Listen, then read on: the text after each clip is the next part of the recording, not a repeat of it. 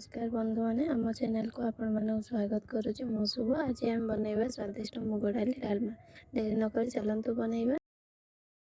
ये मुझे दुईटा छुई आउ गाजर भी दुईटा नहीं, बैगण भी नहीं दुईटा, आलू मु गोटे नहीं, बड़ साइजर से गोटे नहीं, आउ डाली नहीं 100 ग्राम रेसिपी आरंभ करने आगु जदि मो वीडियो को लाइक करना प्लीज लाइक शेयर कर दिंतु आउ सब्सक्राइब कर जमा भी भूलु ना। तुम गैस ऑन करी से गोटे कड़ाई बसातु। कड़ाई गरम है रखिथा डाली को हल्का भाव भाजु। देखो ये जमा भी डाली बेसी भाजबे ना, हल्का भाव भाजबे आउ रखिए high to low flame gas को रखी भाजबे नहीं तो पोड़ी हो। एबे हमर डाली भाजी गला से पानी दे देछि 2 कप। आप चाहिए भी बेसी दे पारे, आप डाली अनुसार पानी देवे। मुझे 6 ग्राम नहीं 2 कप देछि। एबे हमें सब परिबा पकेदबा, आलू बैगण गाजर, किंतु एबे हमें पकेबा नहीं छुई, कहीं छुईटा बहुत सीझी जाए जहाद्वारा कि टेस्ट भल हो न था। ये मु हलदी गुंड एवं स्वाद अनुसार लुण ऐड करुच्ची।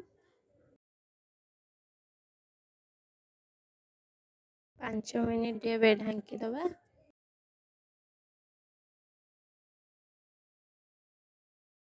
ये 5 मिनिट हो जाइए। चलो देखा ये डाली भी टे सीझी आसी, सब परिबा भी टे सीझी आसी। आम ये काटिकी रखि छुई को ऐड करवा। आउ मुझे गोटे टमाटो भी काटी तो मुझे पकई नी एवं पकाउची। आउ सीझापी छाड़ीदबा 10 मिनिट घोड़े दबा तार सीझापी। ये डालमा भल भाव सीझी गला। एबे हमें कड़ाई रे तेल गरम करी से दुईटा सुखिला लंका छिड़े कड़ी पत्र फुटण पियाज दे भल भाव सुनेली होगा जाए जारिबा। एबे पियाज ये भल भाव जरी आसला। हमें रखिथिबा सीझा परिया को पकई भल भाव मिसेदबा। आउ किछि समय पाई फुटवा को छाड़ीदबा। फुटीगला से किछि धनिया पत्र आउ किछि जीरा गुंड दे भल भाव आउ टे फुटवा को छाड़ीदबा। ये आमर प्रस्तुत हो जाए मुग डाली डालमा। आ थोड़े निश्चय ट्राए करेंगे।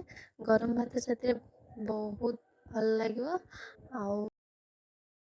ये शेष है आमर वीडियो। देखा आउ गोटे नुआ रेसिपी से रखुची।